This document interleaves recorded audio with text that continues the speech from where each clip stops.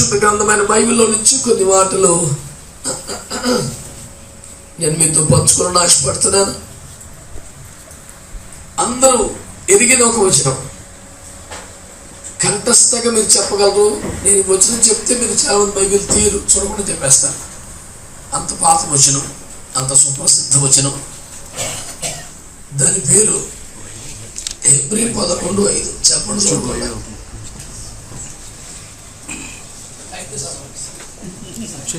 విశ్వాసమును బట్టి హానోకు మరణము చూడకుండానట్లు కొనిపోబడెను. అతడు కొనిపోబడక మునుపు దేవునికి ఇష్టడై ఉండినని సాక్ష్యం పొందెను. దేవుడు మనతో మాట్లాడును గాక. ఆమేన్. చక్కగా ఆమేనండి. ఆమేన్. తనను పైకెత్తి నా వైపు చూస్తూ వింటే 4 మాటలు. సాధారణంగా నా బోధలన్నీ బాధలే. ఏ బాధ అయితే ఉంటుందో ఆ బాధే బోధ కనుక ఇప్పుడు కొన్ని విషయాలు మీతో పంచుకుంటాను. నేను పెద్ద టీచర్ని కాదు, మీరు స్టూడెంట్స్ కాదు. ఇదిగో టీచర్ గారు అక్కడ ఉన్నారు. మనందరం కలిసి కొన్ని విషయాలు ధ్యానం చేద్దాం అంతే. ఆమేన్. అయితే నేను హిమాలయాల్లో ఉండే మౌన మునీశ్వరులకు సేవ చేయలేదు. నాకు వచ్చిన సమస్య తిరిగి మాట్లాడాలి, ప్రత్యుత్తరం ఇవ్వాలి. మీరు అంత గంభీరమైన మౌనం పాటిస్తారా? దేవునికి స్తోత్రం చెబుదామా? లోపటి వారు వెలుపటి వారు వ్యత్యాసం లేదు. చోట్లేక బయట కూర్చున్నారంటే ఇబ్బంది లేదు. అందరం ఒకరమే. కలిసి స్తోత్రం చెబుదాం ఒకసారి. నా అంశం ఏమనగా, హనోకు కొనిపోబడక మునుపు దేవునికి ఇష్టడని సాక్ష్యము పొందెను. మీరందరూ నన్ను చూస్తూ వినాలనే శాశ్వతమైన కోరికతో విషయం ముందుకు వెళ్తున్నా. ఏమిటంటే, ఎవరి చేత పొందెను సాక్ష్యం నెంబర్ 1 అని అక్కడ లేదు. నేను గౌరవంగా చెప్పారంతే. హనోకు కొనిపోబడక మునుపు దేవునికి ఇష్టడని సాక్ష్యము పొందెను. ఎవరి చేత? అది పాయింట్. తర్వాత ఇప్పుడు ఈ వచనం ఎలా తయారైందంటే, ఎవరైనా చచ్చిపోతే సమాధి పెట్టి మీద రాత్రికి ఉపయోగపడుతుంది. ఆ నెట్ట తాగి చచ్చినారు.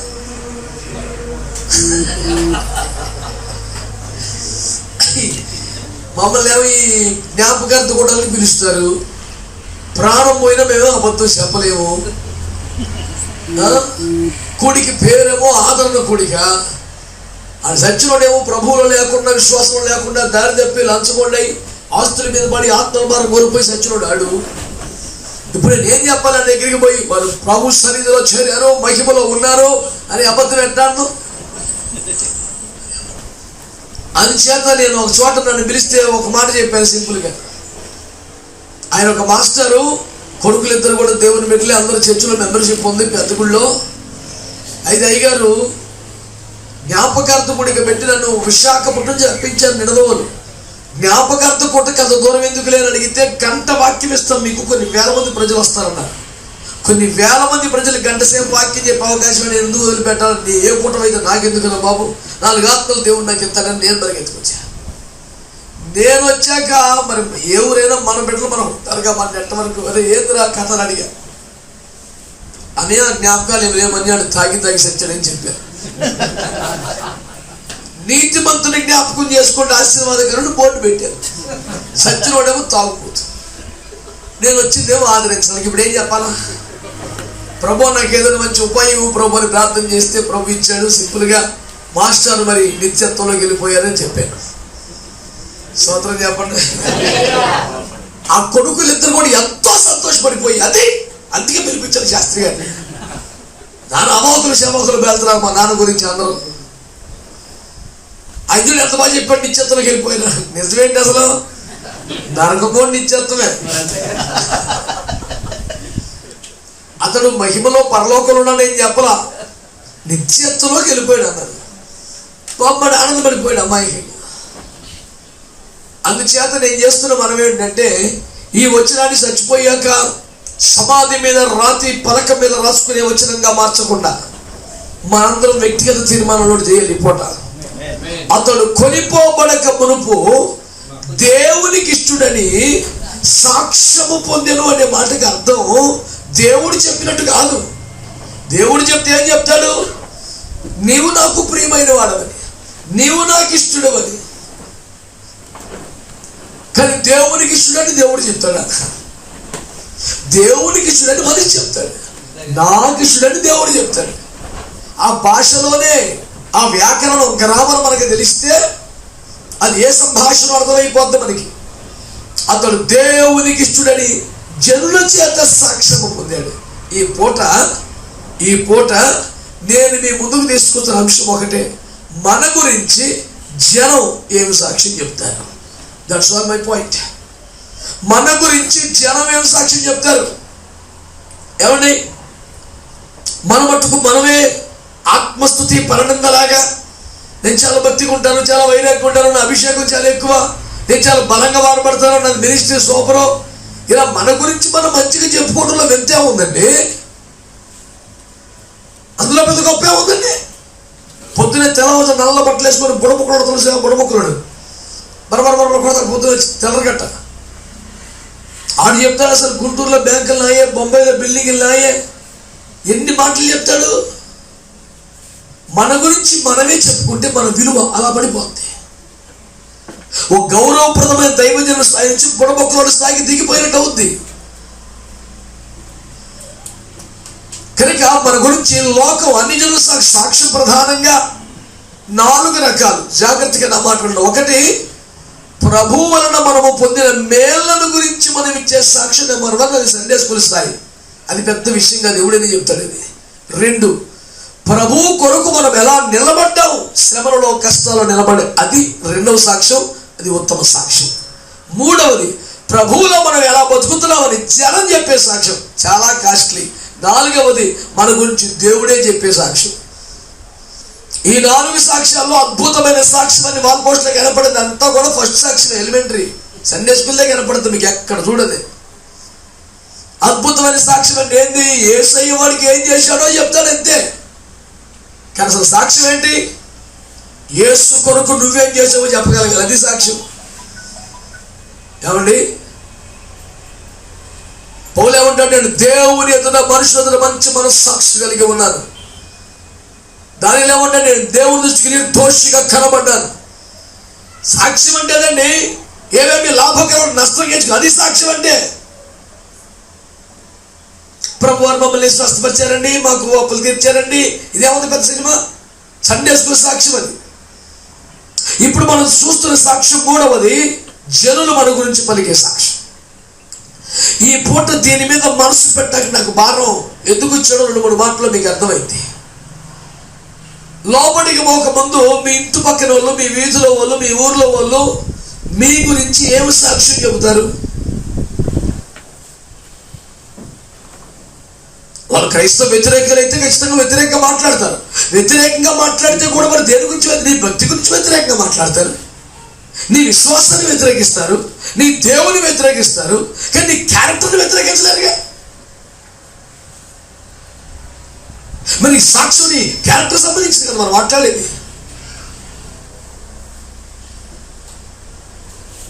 అందుచేత అడుగుతున్నారు, నీ చుట్టుపక్కల జనులు, లోకము, మనుషులు నీ గురించి ఏమి సాక్ష్యము చెప్పగలరు? హనోకట ఆ దినాల్లో అతడు దేవునికి బహుగా ఇష్టమైన వాడిని సాక్ష్యాన్ని సంపాదించుకున్నాడు. అది కూడా ఎప్పుడు కొనిపోబడక మునుపన్న చాలా ఇంపార్టెంట్ క్లాస్ అది. చచ్చిపోయిన తర్వాత జ్ఞాపకార్థకుడు అందరూ మంచివాళ్ళని చెప్తారు. సచ్చినోడు ఎంత పనికి పడిన వారు ఎంతో మరి ప్రేమ గలవారండి, వారెంతో మరి ఆదరించేవారండి, వారెంతో సహకరించేవారండి. అంటే జీవితం మొత్తంలో ఒక్క ఆదివారం క్రమంగా ఆదరించి అంతవరకుల్లో ఉన్నవాడు కాదు. కానీ అందరూ బాగుడేస్తారండి. ఎందుకంటే సచ్చినోడిని ఎలాగైనా సరే గణపరచాలని ఒక పనికి మాలిన ప్రిన్సిపల్ మనుషుల్లోకి వచ్చేసింది. ఘనముగా వాడబడుతున్న ఏ దైవజనుడికి ఎవరు గణపరిచే లేకపోయినా,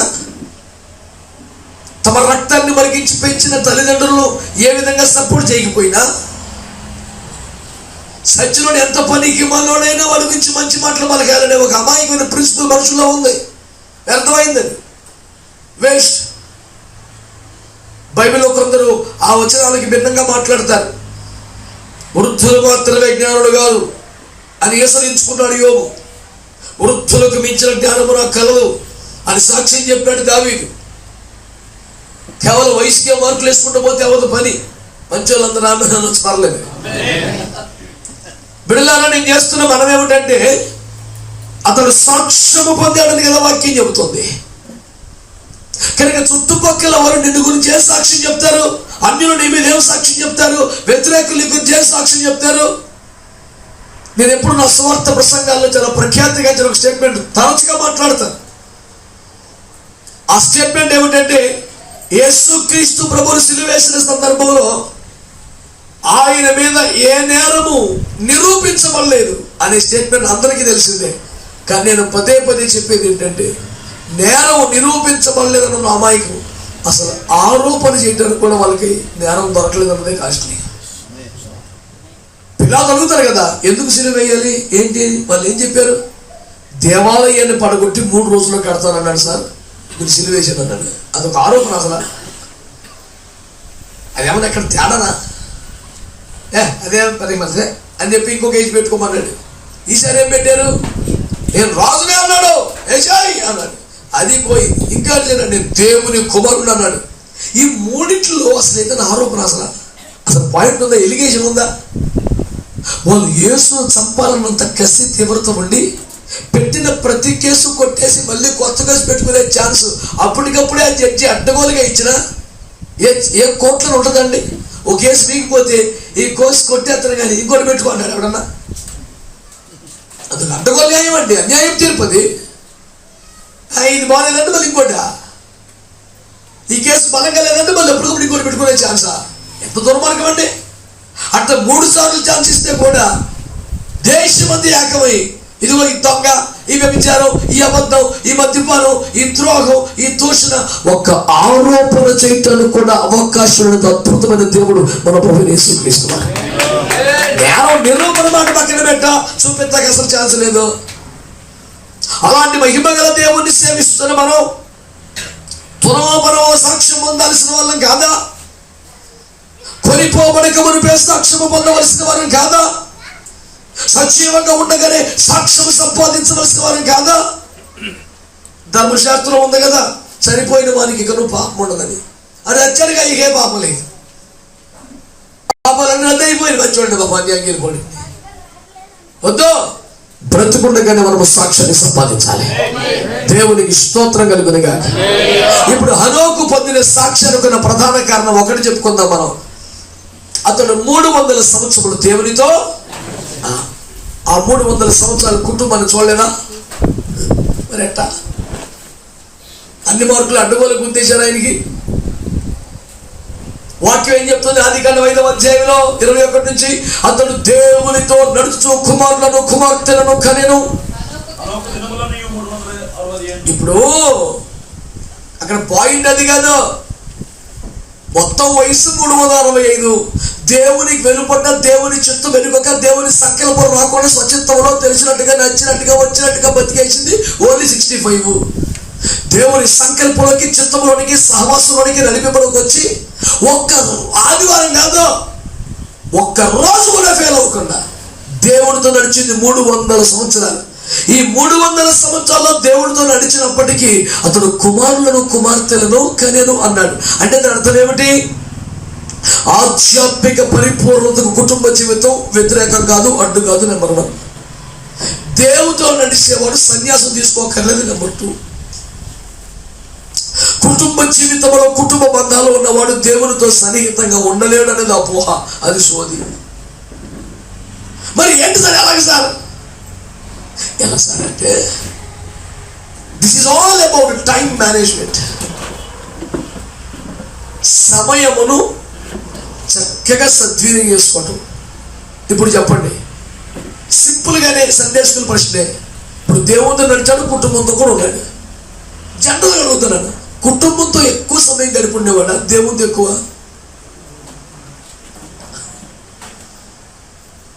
అతడు 300 సంవత్సరములు దేవునితో నడుచుచు కుమారులను కుమార్తెలను కనెను అన్నాడండి. జనరల్ ఊహగా మాట్లాడదాం, మామూలుగా మాట్లాడదాం. అతడు దేవునితో ఎక్కువ సమయం గడిపిన వాడిని మనం భావించవచ్చునా?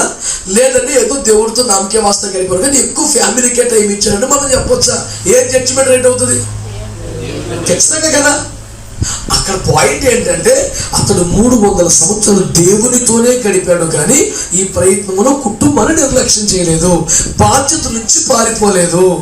తనకు అప్పగించబడ్డ బాధ్యతలుగా వాటిని నమ్మకంగా నెరవేర్చాడు. అంటే ఒక్క ముక్కలో చెప్పాలంటే తను ఎంతవరకు ఉండాలో, ఏం చేయాలో మినిమం సమయాన్ని ఆ బాధ్యతలు కేటాయించి అది అయిపోగానే తన బాధ్యతలు నెరవేర్చగానే మాక్సిమం టైం అంతా దేవుని దగ్గరే గడిపేలాగా, ఆయనతో ఎదురు చూసేవాడిగా, ఆయన దగ్గర కనిపెట్టుకునేవాడిగా, ఆయన మాట వినేవాడిగా, ఆయనతో నడిచేవాడిగా, టోటల్ మాక్సిమం సమయం ఆయనతో గడిపేలాగా అతను ప్లాన్ చేస్తున్నాడు.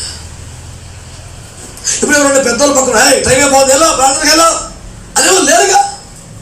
హనోకి శ్యామలాగా పొద్దున్న లేచి అందరికీ వాట్సాప్లో మెసేజ్లు పెట్టేవాళ్ళు లేరుగా. హనోకి పాప తెల్లారులైతే పనేది అందరికి పెట్టు, రా తొందర రండి, టైంకి రండి, అందరు రండి అట్లాంటి వాళ్ళు ఎవరు లేరుగా. హనోకి జాగృతం చేసేవారు లేరే, ఎవేర్ చేసేవారు లేరే, ప్రోత్సహించేవారు లేరే, నన్ను మొక్కలు చెప్పేవారు లేరే, కలిసి ఏడ్చేవాళ్ళు లేరే, పాట పాడేవాళ్ళు లేరు. ఒక్కడే he was all alone 300 long years.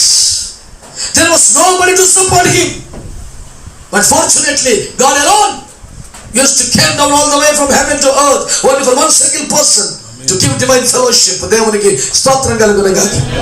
Support చేసేవాళ్ళు లేరు, పాటలు పాడేవాళ్ళు లేరు, ప్రార్థన చేసేవాళ్ళు లేరు, ఏకీపించారు అవుననేవాళ్ళు ఆమెను ఎవరు లేరు. కానీ ఒక వ్యక్తి నాతో గడపాలని ఆశపడుతున్నాడు, ఒక వ్యక్తి నా సన్నిధిని కోరుకుంటున్నాడు, ఒకరు ఫ్యామిలీతో కంటే ఫ్రెండ్స్తో కంటే నాతో గడపడానికి ఎక్కువ ఇష్టపడుతున్నాడు. బాబు ఎప్పటికప్పుడు అందరూ ఉద్దేశం పక్కకు వచ్చేస్తున్నాడు, ఓ చెట్టు కిందకో చెరువు కడుకో వస్తున్నాడు, ఒక మీటింగ్ పాయింట్ ఉంది, రోజు చేరే ప్రయత్నం చేస్తున్నాడు.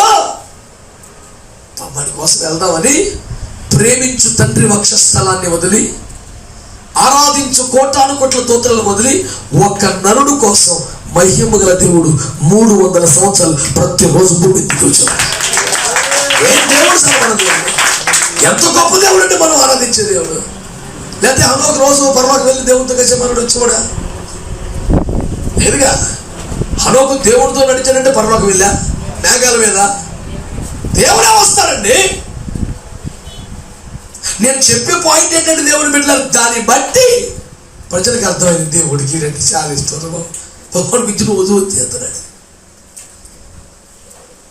అంటే హనోకు దేవునికి ఇష్టడని సాక్ష్యం ఎలాగో పొందిందనగా దేవునితో సమయము గడుపుటను బట్టి. That was the point to gain such a testimony. నేను మీకు చేస్తున్న మనవదే. ఇప్పుడు మరలా చెప్తున్న పాయింట్ అదే. అతన్ని వెనకాల హెచ్చరించేవాళ్ళు కానీ ప్రోత్సహించేవాళ్ళు కానీ ఎవ్వరూ లేరు. కాబట్టి నా ఫస్ట్ పాయింట్ సాక్ష్యము పొందుటకు సెల్ఫ్ డిసిప్లైన్ అనండి. మీరు ఒక మాట చెప్తే నమ్ముతానో నమ్మరు కానీ నాకు 26 సంవత్సరాల సేవలో ఒక్కరోజు కూడా నేను అలారం పెట్టుకుని లేవలేదు. ఇప్పటికి 26 yearsలో ఉన్నాయి ఫోన్లు, నాకు కూడా అలారం ఫీజులు కూడా ఉన్నాయి కోంపలో.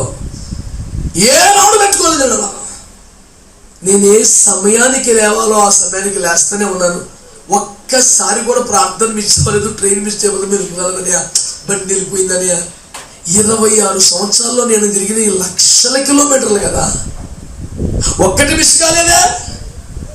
ఇది ఒక అద్భుతమైన టాలెంట్, వరం కాదు, సెల్ఫ్ డిసిప్లైన్. పెద్ద బేభత్సమైన విశేషమే కాదండి. స్వీయ క్రమశిక్షణ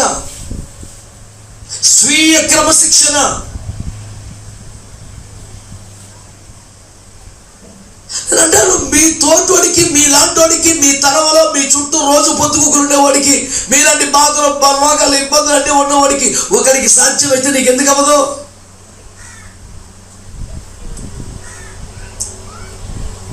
అసలు క్రమశిక్షణ అనేది లేదు కనుక సరిగ్గా రోజు ఈ టైంకి లెగాలని, ఈ టైంలో ప్రార్థన చేయాలని ఒక డిసిప్లినరీ సిస్టమ్ ఏమీ లేదుగా. మా సంఘ బిడ్డల్లో తల్లిదండ్రుల మీద అప్పుడప్పుడు విరుచుకుపడిపోయి ఒక పాయింట్ ఉంది.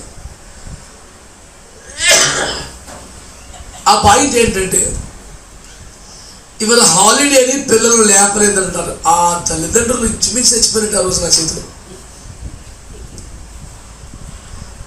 ఓరి సైతానులారా, హాలిడే స్కూల్కి రా, ప్రార్థనకి ఆడుందా అంటే ఇంచుమించు కలబడిపోయి కొట్టినంత పని చేస్తాను పేరెంట్స్. నేను తట్టుకునేంత కోపం వచ్చేస్తాను. నేను హాలిడే కదండి, పిల్లల్ని ఆపలేదండి. నేను ఇప్పుడు సడన్గా ఇన్స్పెక్షన్కి వెళ్తాను, విజిటింగ్కి వెళ్ళను. కానీ దేవునికి స్తోత్రం, తెల్లగట్ట 5ంటికి బండేసుకు వెళ్ళిపోతే ఎవడి కొంపలో ప్రార్థన పడిపోతే ఆడు చచ్చిపోయినట్టు అవుతుంది.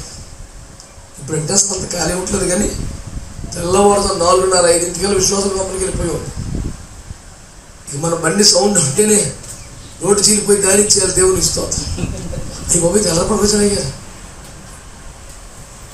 అప్పుడేమన్నా అమాయకమైన ఫేస్ వేసుకొని, నిద్రమొహం వేసుకొని, ఏమన్నా సోలు మొహం వేసి కనపడితే వాళ్ళ మీద ఒక్కరితో 7 పత్రులు కొమ్మలించి చేసినాడు.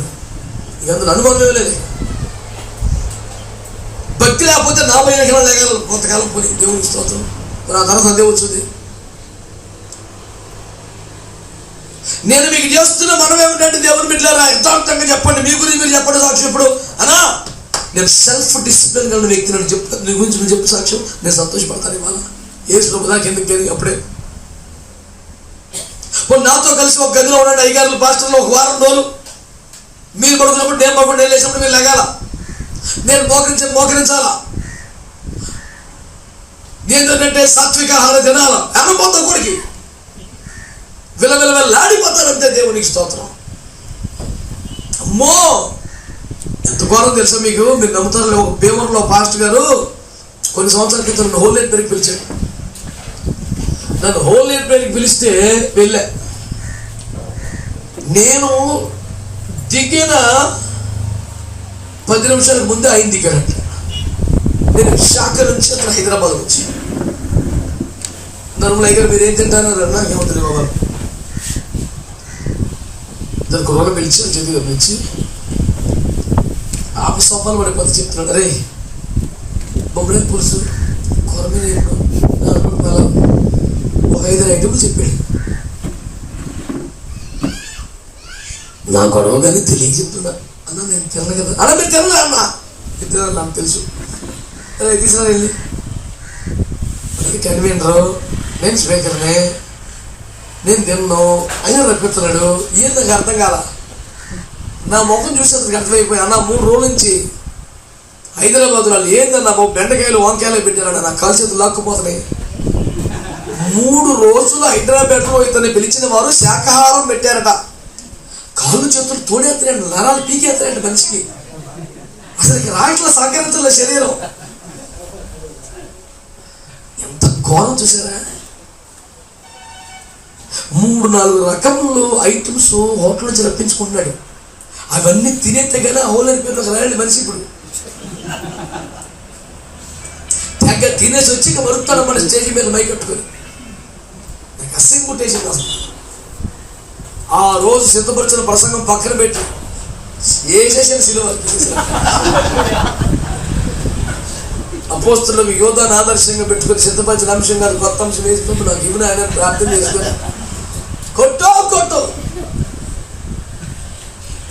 దేవునికి స్తోత్రం చెప్పండి.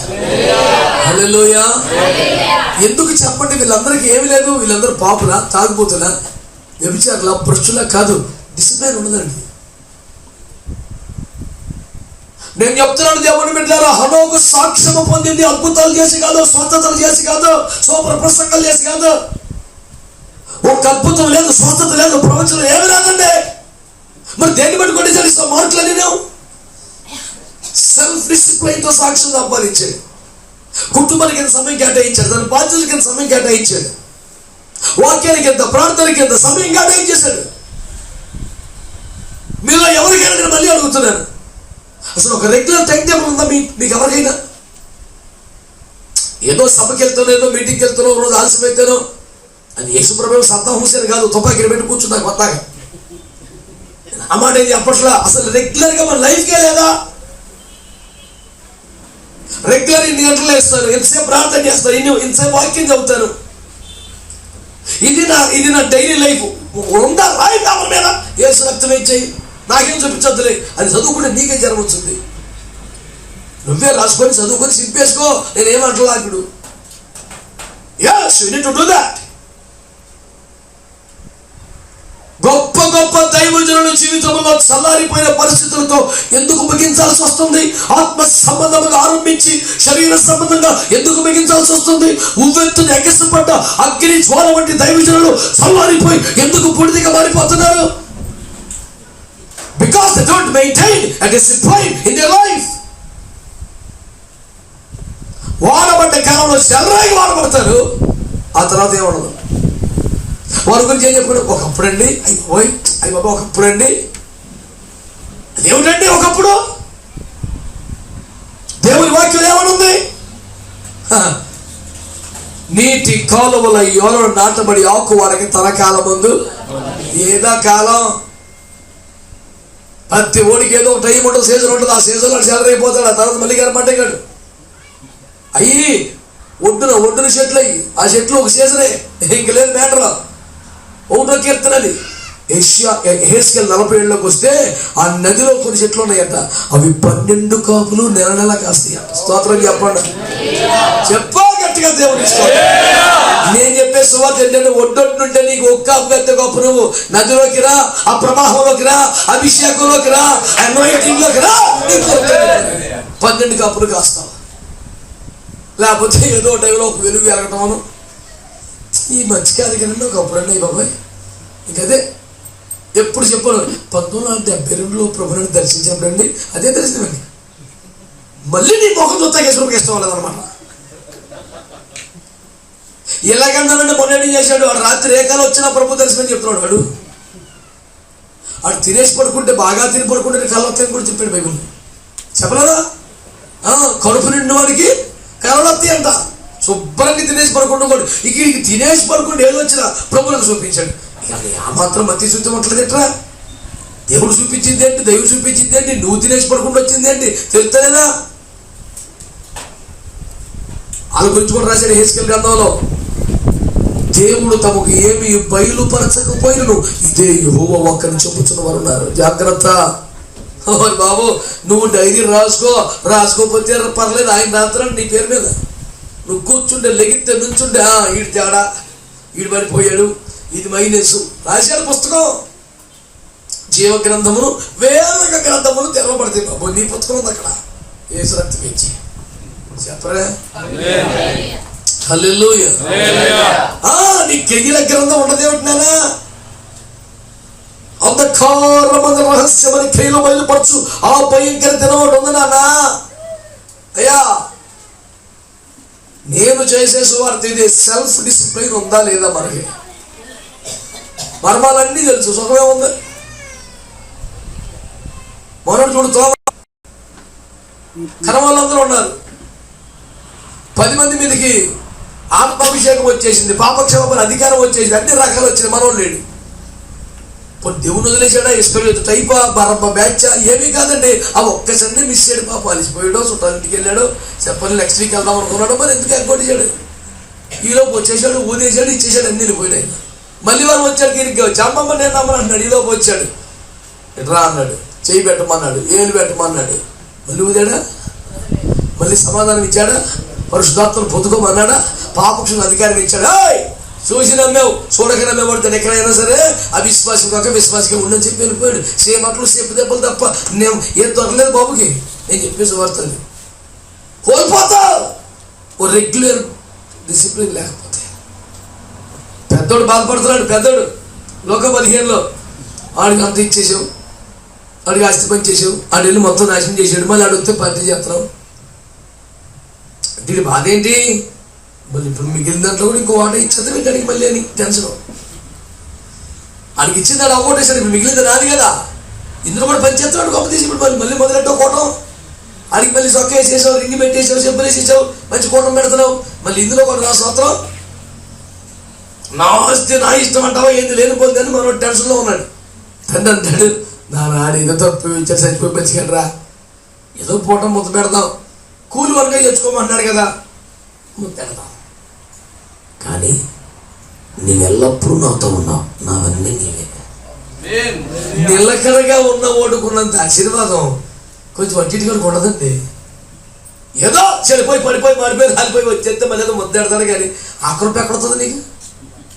స్థిరంగా ఉంటే, నాటపడితే, నడిపింపులు ఉంటే, క్రమంగా ఉంటే వచ్చే ఆశీర్వాదం వేరు కదా. కొంచెం అటు ఇటుగా ఉన్నవాడు గురించి నాకు ఎక్కడ ఉంటుంది? దేవునికి స్తోత్రం కలుగును గాక. నా ప్రశ్న ఒకటి, నిన్ను గురించి జనం మంచి సాక్ష్యం చెప్పాలనేది మన టార్గెట్. అది చెప్పాలంటే ఫస్ట్ పాయింట్ సెల్ఫ్ డిసిప్లిన్ ఉండాలి. దేవునితో అధిక సమయం గడుపుతున్న వాడివి ఉండాలి. దాని కొరకు నీ బాధ్యతల నుంచి పారిపోవటం కదా. ఆధ్యాత్మిక జీవితంలో ఎదగాలంటే,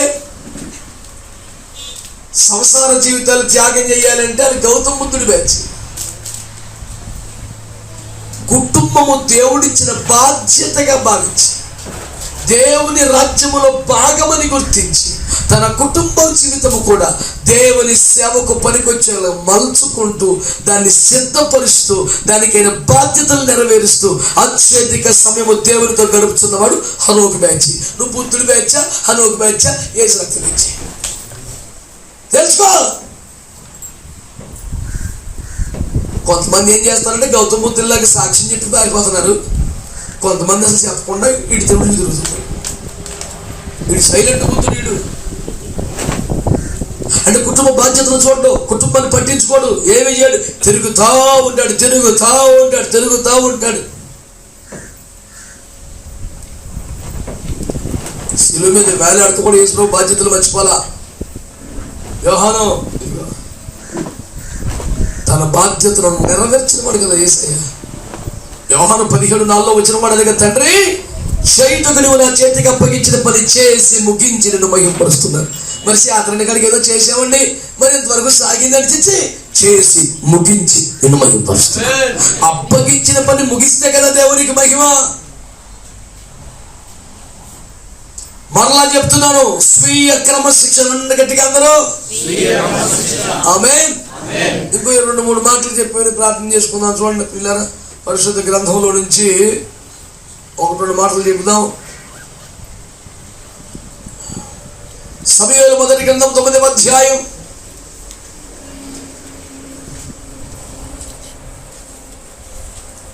6వ వచనం.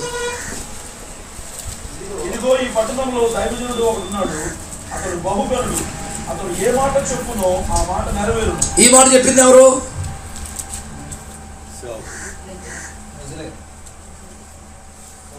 సౌలు పనివాడు. అంటే సమూయేలు టీం కాదుగా, బయటోడే. ఓకేనా? 11వ వచనం. వారు దైవజనుడు ఉరికిపోయింది, ఊరికి ఎక్కిపోవచ్చుండగా నీళ్లు చదువుకున్నట్టుగా వచ్చిన కన్యకులు తమకు కనబడినప్పుడు ఇక్కడ దీర్ఘదర్శి ఉన్నాడా అని అడిగింది. అందుకు వారు, ఇదిగో అతడు మీ ఎదుటనే ఉన్నాడు, త్వరగా పోయి కలుసుకున్నది. ఈ దినములనే అతడు ఈ ఊరికి వచ్చాను. నేడు ఉన్నత స్థలమందు జనులకు బలి జరుగును కనుక ఊరిలోనికి మీరు పోయిన క్షణమందే అతడు భోజనము చేయుటకు ఉన్నతమైన స్థలమునకు వెళ్ళక మునిపే మీరు అతని కనుగొందురు. అతడు రాకమునుపు జనులు భోజనము చేయరు. అది ₹1. అతడు రాకమునుపు జనులు ఏం లైఫ్ సార్ అది. బతికితే అట్లా బ్రతకాలనిపిస్తుంది నాకైతే. ఒక ఊరి జనుల అన్నపానములు ఒక దైవజనుడి రాకపోకలపై ఆధారపడినటువంటి ఏంటి సార్ అది? What a life! Super life కాదండి అది. ఆ దైవజనుడి నుంచి ఉన్నతల మీదకి వెళ్ళి జనుల కొరకు బలి అర్పణ చేసేదాకా ఊర్లో ఎవరు భోంచేయరట. ఊహించండి ఇలాగా. చిన్నపిల్లలు వాళ్ళ మమ్మీని అడుగుతారు, మమ్మీ ఆకలేస్తుందంటే ఏమంటుంది వాళ్ళ మమ్మీ? కనీసం బిస్కెట్ అని మమ్మీ, నో, ఒక 10 నిమిషాలు. అందరి దృష్టి కొండ మీదకి ఉంటుంది. ఈ దైవజనుడు ఊరి జనుల కోసం బలి అర్పణ చేయాలి, అతను భోజనం దిగి రావాలి, అప్పుడు దాకా ఎవరు ముట్టుకోడు. ఊరి జనులు ఆ దైవజనుడు కదలికలపై తమ అన్నపానములను కూడా ఆధారం చేసుకున్నారంటే ఆ జనులకు ఆయన పట్ల ఎంత గౌరవం ఉంటుందండి. ఒక పనివాడు చెప్తున్నాడు, అతడు బహుగనుడు. సరదాగా భుజాన కడవ పెట్టుకొని నీళ్ళకెళ్తాను కన్యకలు ఎదురు పెడితే ఎవరిన ప్రాయంలో బిడ్డలు అడిగాడు, మీ ఊర్లో దీర్ఘదర్శి ఉన్నాడంట కదండి, ఎక్కడండి అంటే, ఇదిగో అతడు మీకు ముందుగా వెళ్తున్నాడు, అతను జనుల కొరకు బలి అర్పణ చేస్తాడు.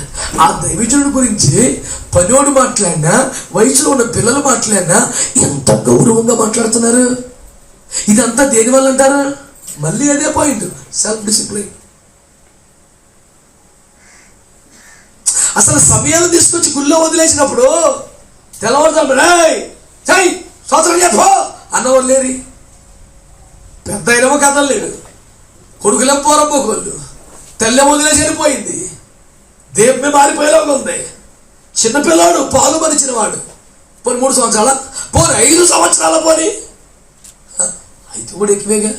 10 సంవత్సరాలు అంటే కూడా అద్భుతమే కండి, పెద్ద గొప్ప అండి. 10 ఏళ్ళు అంటే ఏమన్నా పసివాడండి, పిల్లవాడు. బలిపెట్టానికి మందస్థానికి మధ్యన మోకరి, ఆ పదం చదివితేనే నా రక్తం మరిగిపోతుంది.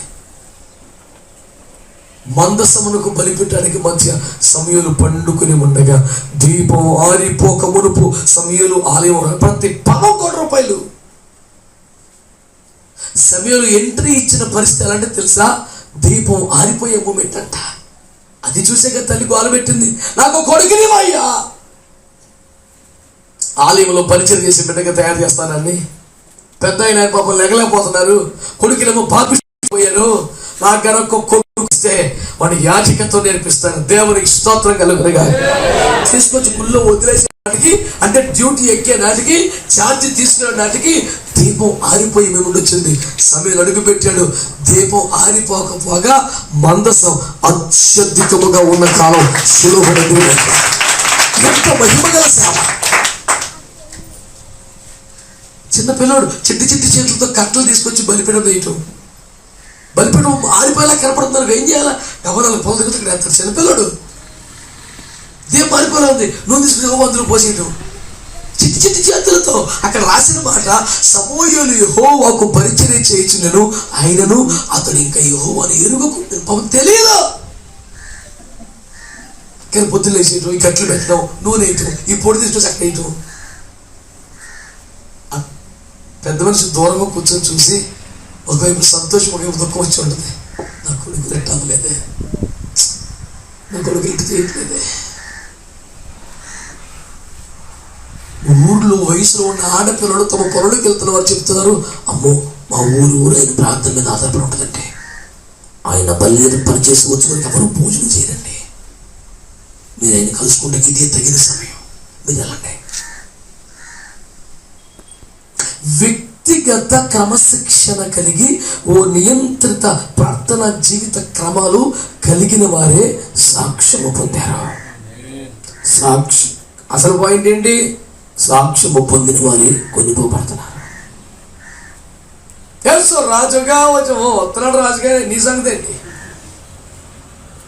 నువ్వు దైవికముగా కొనిపోబడాలంటే సాక్ష్యం పొందాలిగా. ఎలా కొనిపోబడతావు? సాక్ష్యం పొందాలంటే స్వీయ క్రమశిక్షణ, లైఫ్ అంతా సిస్టమేటిక్ గా మార్చుకోవాలండి.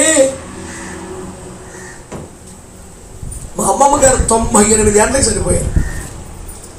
చనిపోయే రోజు వరకు, ఆ రోజు కూడా ఉదయం లేచి ప్రార్థన చేసుకుని ముఖం కడుక్కొని తన పోర్షన్, ఆ అధ్యాయులు బైబిల్ అన్ని చదివితే కానీ చాయ్ కూడా తాగేది కదా.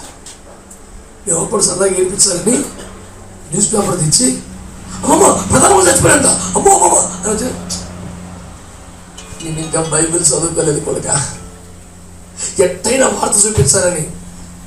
నువ్వు బైబిల్ కన్నా ముందు వాళ్ళ పేపర్ చూసేవాళ్ళే అది ఏడిపిద్దామని శతవిధాల ప్రయత్నం చేస్తే ఒక్కరోజు కూడా మేము గెలవాల. కళ్ళు మూసేసుకుంటుందంటే చూడదాకా. నేను ఇంకా బైబిల్ చదువుకోలేదు కొడుక, నీకు అన్నీ చూపించగలను. ఆ చనిపోయే రోజు కూడా పొద్దున్న లేచింది, ప్రార్థన చేసుకుంది, బైబిల్ చదువుకుంది. కాసేపటి తర్వాత మా మామయ్యని పిలిచి, నాన్న ప్రార్థన చేయరా, నన్ను ప్రభు పిలుస్తున్నాడు, నేను పోతున్నా. అదేంటమ్మా అట్లా మాట్లాడుతున్నావు, తప్ప లేదురా, 2 వ్యక్తులు వచ్చారు, నన్ను తీసుకెళ్తారా, ఇదిగో ఇక్కడ ఉన్నారా, ప్రార్థన చేయండి. మామయ్య ఏడుస్తున్నాడంట, చెయ్యి ప్రార్థన చేయి అంటే మరి కథలాగుంటుంది. యథార్థంగా మా మేనమామలు, అత్త, మా మమ్మీ ఎంతమంది చూస్తుండగా జరిగిన సీన్ ఇది. మావయ్య ప్రార్థన చేసి, అయ్యా మమ్మీకి మాట్లాడితే నీకు చిత్తం అయ్యా, నీకు ఇష్టమైతే తీసుకో బాబు అని ప్రార్థన చేసి ముగిస్తే ఆమె అంటే బాయ్ చచ్చిపోయింది. ఎంత ఆశ్చర్యం! నేనేమన్నానంటే ఒక మంచి చావు గురించి మాట్లాడలేదు ఇక్కడ నేను. ఆ క్షణం వరకు తమ డిసిప్లిన్ మనం కోల్పోలా. తను మా ఊరు వచ్చినప్పుడు మా మమ్మీ స్త్రీల కుటుంబంలో మా అమ్మ చిన్న వాక్యం చెప్పి చిన్నప్పుడు ఇప్పుడు గుర్తుంటుంది నాకు. మా అమ్మ ఆ రోజు చెప్పిన వాక్యం ఏంటి తెలుసా? నేను 10th క్లాస్ లోపు వయసులో మా అమ్మమ్మ చెప్పిన ప్రసంగం, యేసు ప్రభు ఎవరికైనా ఎప్పుడైనా సారి చెప్పాడా? ఆ ప్రసంగం అది ఈ రోజు గుర్తు నాకు. నా 10th క్లాస్ లోపు చెప్పిన వాక్యం ఒకే మాట, బ్రతికితే ఎట్లా బ్రతకాల, ఏదో కంగారుగా మాట్లాడటం, పిచ్చుకొని చెప్పి సారి చెప్పడం ఏంటో లైఫ్. సిస్టమేటిక్గా ఉండాలి, బ్యాలెన్స్డ్గా ఉండాలి, కంట్రోల్గా ఉండాలి. సారీ చెప్పే పరిస్థితి రాకుండా బతికిన యేసు ప్రభు. అది బతుకంటే ఎవరు బాబు ఎలా కూడా చెప్తారనిపించింది, ఆశ్చర్యమే చేసి.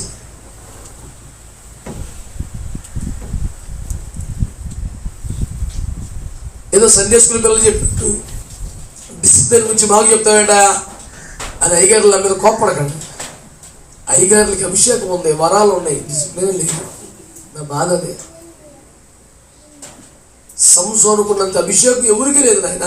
కోట గొడవ కూడా పీకి పారేస్తాడు అవసరమైతే. కానీ కడుపులో క్యారీ, కడుపులో భయం ఉండదు అసలు.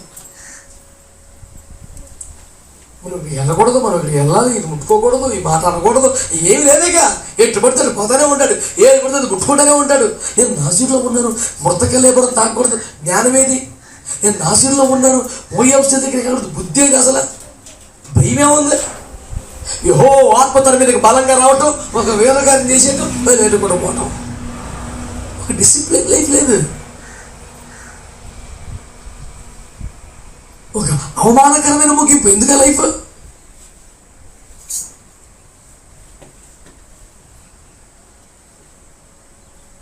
అదే ఏలేనని మీరు అడగండి, అబ్బా ఏంటి పరిస్థితి? నేను ఒక్కడనే ఉన్నాను, అయినా రోషంగానే ఉన్నాను, ఎక్కడ తగ్గలేదు. నేను నాకు సపోర్ట్ చేసేవాళ్ళు లేరు, నేను ఒక్కడే, అయినా సరే అదే అదే కసి, అదే మంట.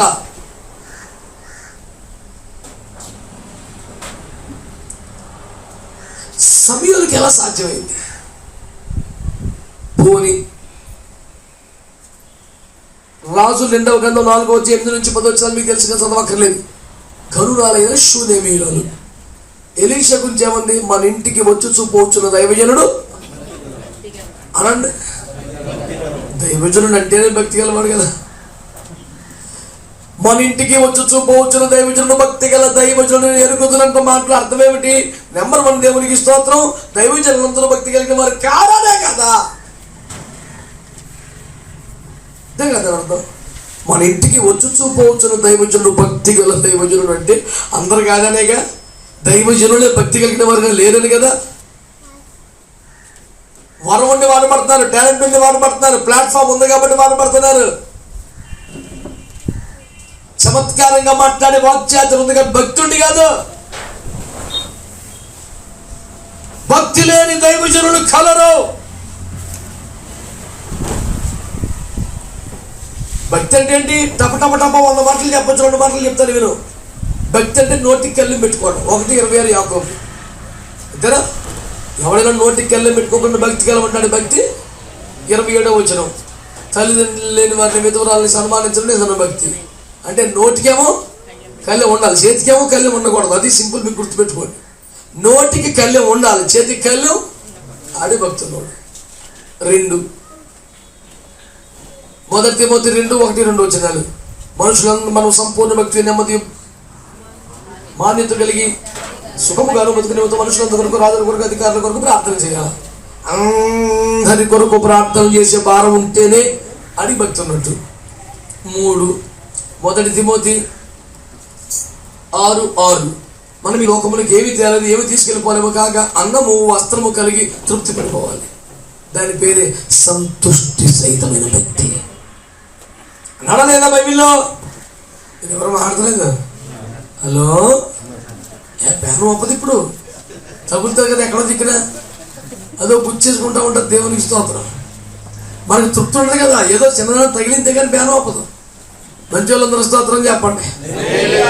1 నోటికి కళ్ళెం ఉంటేనే భక్తి. 2 చేతి కళ్ళెం ఉండకూడదు, దాతృత్వం చేస్తేనే భక్తి. 3 మనుషులందరి కొరకు ప్రార్థించేంత భారం ఉంటేనే భక్తి. 4 అన్నము వస్త్రంతో తృప్తి పడిపోయి ఎక్స్ట్రాలన్నీ తీసేదే భక్తి. దేవునికి స్తోత్రం చెప్పు. ఇప్పుడు ఈ దైవజనుడు ఏ దైవజనుడట? భక్తి కలిగిన. లెక్కేసుకొని ఇష్టం, స్కేల్ ఇచ్చాక కొలుసుకో. కొలపాత్ర చేతిలో పట్టుకొని, కొలకర్ర చేతిలో పట్టుకొని కొలత వేసుకోకపోతే ఇక నేనేం చేయను?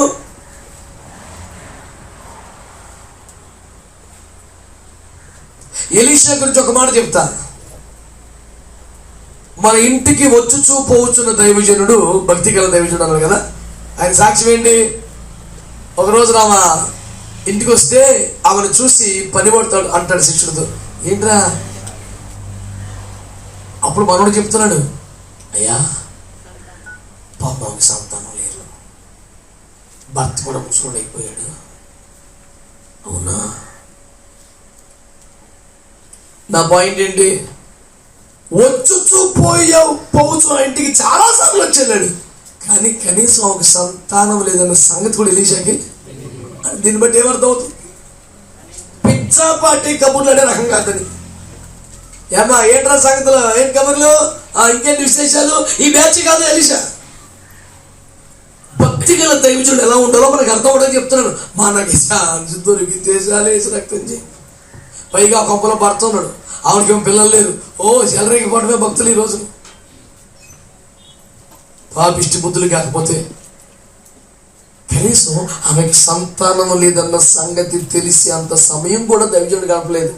పైన గత ఉంది, వెళ్ళిపోతాడు, ప్రార్థన చేసుకుంటాడు, పడుకుంటాడు. నేను అన్నాను 24% ప్రార్థన చేసి అంత ఓపిక పరిస్థితి ఎవరికి ఉండకపోవచ్చు. కాకపోతే నోరు మూసుకొని పడుకోవాలన్నా పడుకోవాలి, సోది మాత్రం ఉంటుంది. 24/7 ఎవరు చేస్తారు ప్రార్థన? ఎందుకు వ్యర్థమైంది మాట్లాడాలా? మరి అదేం కృప, ఈ దైవజనుడు అంతో మంచోడు, ఆడి శిష్యుడు అలా లేడాడు.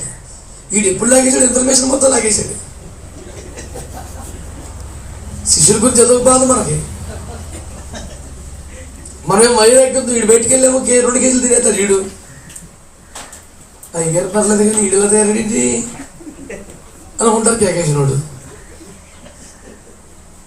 పేర్లు చెప్పకూడదు కానీ నేను ఒక అయ్యగారిని ఫస్ట్ టైం మా సేవకు పిలిచాను.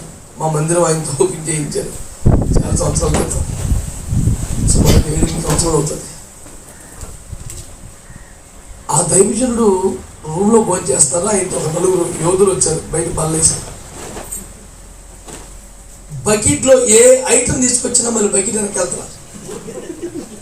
అది పెట్టు అన్నారు. మా ఊళ్ళు వడ్డించి పిల్లకాయలు బెదిరిపోయారు అన్నమాట. వడ్డించబోదు అది బేట వెళ్ళ ఇంకో కూర పట్టుకు అది బేట కడుపు టెస్ట్ మీద ఎంత వేసి వెళ్ళిపోతుంది. తీరతో లోపల దైవజనుడు చూస్తే గట్టిగా 4 మెతుకులు తింటే గొప్ప. శిష్యులు చూస్తే ఆ ఫంక్షన్ కొంచెం అందరు తినేస్తున్నారు. అందరికీ వందనాలు. మరొకరు అర్థం చేసుకోండి, ఎందుకని నేను చెప్పలేను. భక్తి గల దైవజనుడు ఎలా ఉంటాడు మీకు అర్థమవుతుంది కదా. ఇప్పుడు ఎలీషాకి ఎవరు చెప్పారు పక్కన, ఎక్కువ మాట్లాడుకో, వెళ్ళి ప్రార్థన చేసుకో, మళ్ళీ అదే సెల్ఫ్ డిసిప్లిన్. కానీ ఇంకో ఐగారం చూపించి ముగిస్తాను. దానియేలు గ్రంథం 6వ అధ్యాయం.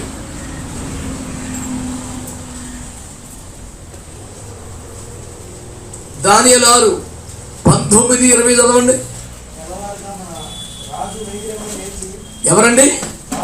రాజుగారు వేగిరి లేచి సింహముల గుహ దగ్గరికి వచ్చి, అయ్యా దానియేలుని రాజుగారు ఏమని పిలుస్తున్నారు? ఓ మై సబార్డినేటు, నాకేదో పనిచేసే మంత్రి కాదు, జీవము గల దేవుని సేవకుడైన దానియేలు, నీవు నిత్యము సేవించుచున్న నీ దేవుడు. చేతులెత్తి స్తోత్రం చెప్పండి గట్టిగా. ఇప్పుడు రాజుగారికి ఏం తెలుసు? డానియల్స్ డైలీ లైఫ్ తెలుసు. అది సాక్ష్యం. అక్కడ వింద ముఖం దేవుడు గొప్ప దేవుడు, అయ్యి బాబోయ్ ఇది ప్రసంగం సూపరం. నీవు నిత్యము సేవించుచున్న దేవుడు. దానియేలు నిత్యము దేవుని సేవించేవాడు. అనండి, దానియేలు నిత్యము దేవుని ఇప్పుడు చదవండి 10వ వచనం. ఎలా సేవించేవాడు? 10వ వచనం.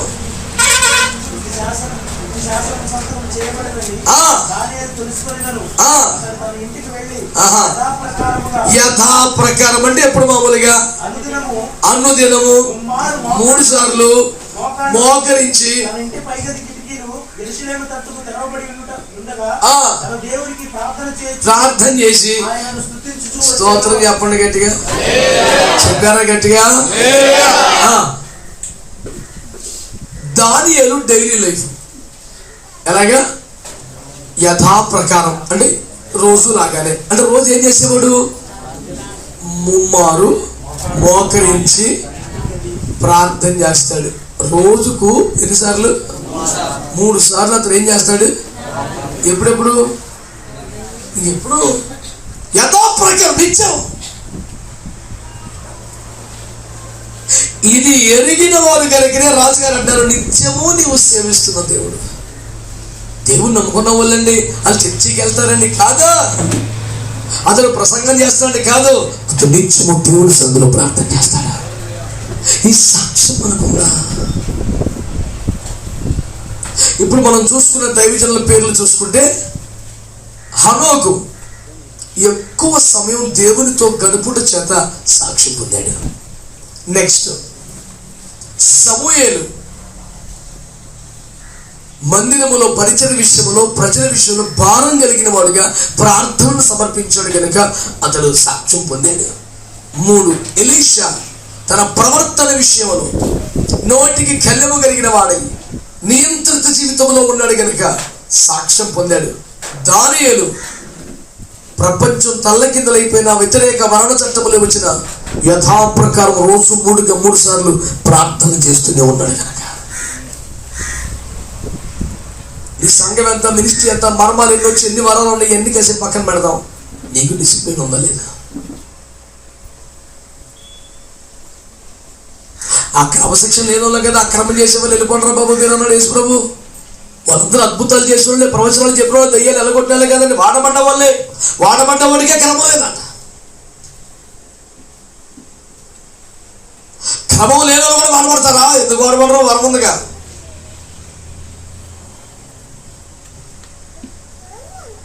కనుక నేను మిమ్మల్ని కోరేది ఏంటంటే నీ సాక్ష్యం ఏంటి? ఐగుప్తు దేశాన్ని వదిలి వాగ్దాన దేశానికి వెళ్ళిపోతున్న ఇశ్రాయేలు కొండల మీద నన్ను చూసి పిలవని చెప్పిన సాక్ష్యం ఏంటి తెలుసా? ఇదిగో జనం, ఒంటిగా నివసించు జనం, జనములో లెక్కించబడరా. బాలాకు వచ్చిన సాక్ష్యం ఎలా చెప్పాడు? 127 సంవత్సరంలో చెదిరిపోయిన యూదుల గురించి హామాను చెప్తున్న రిపోర్ట్ ఏంటి తెలుసా? ఒక జాతి వారు చెదరు ఉన్నారు, వారి విధులు సకల జనుల విధులకు వేరుగా ఉంటాయి. మన కట్టు బొట్టు మాట చూపు ఎవరు పెళ్లి సావు గృహప్రవేశం ప్రతిదీ కూడా సకల జనుల విధులకు వేరుగా ఉంటేనే కదా సాక్ష్యం. కలిసిపోతే ఇంకేముందండి ప్రత్యేకం?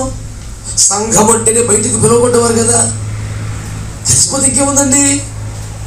అది చీకటి మనం వెలుగు కదా, అది లోకం మనం సంఘం కదా, అది పాపం మనం పరిశుద్ధం కదా,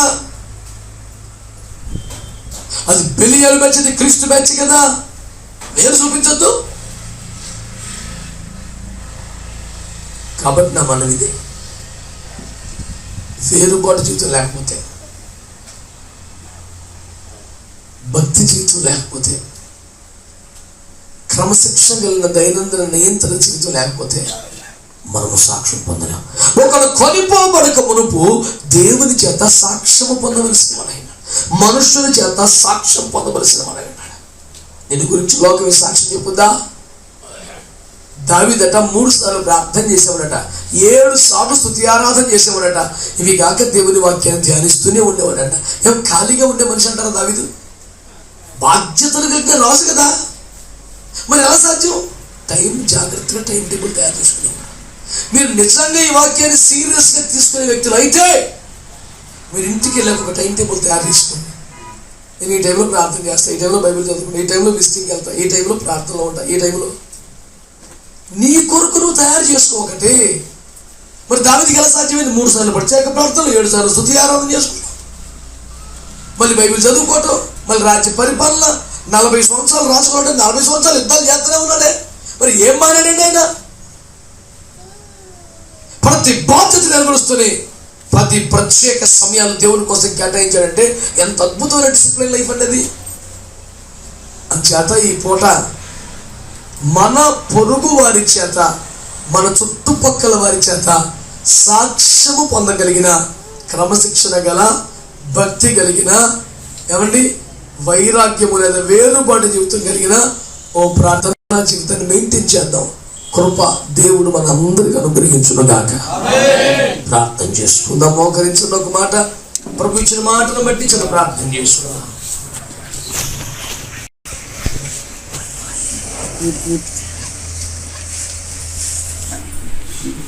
ప్రార్థన చేసుకుందాం.